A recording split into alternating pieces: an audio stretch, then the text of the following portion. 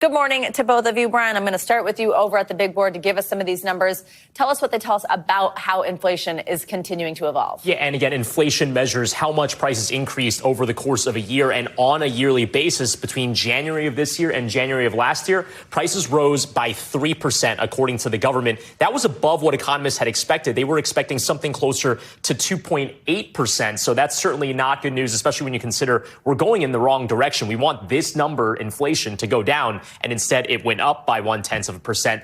Over the yearly chart of these yearly rates, you have seen this steady rise from actually about the mid 2% to now, as I just mentioned, the 3% mark, which we just hit in January. Again, that is an improvement from what we saw in the beginning of 2024. But again, what economists say is healthy is something a little bit closer to 2%. So a lot of progress to be made on that front. When we break out the categories, these are now monthly changes. How much did prices change between December and January? Food prices, to no surprise, up 0.4%.